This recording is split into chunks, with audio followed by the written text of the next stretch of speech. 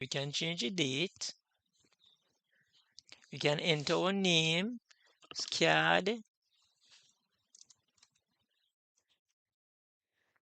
with Mr. as our first name or surname.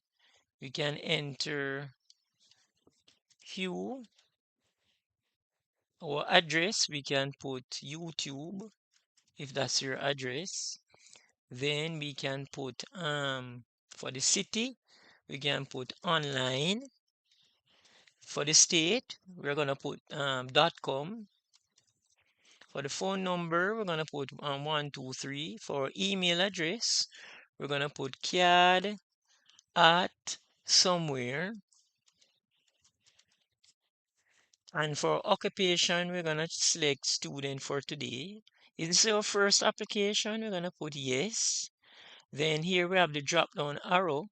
We can choose the type of service. We're gonna choose express service.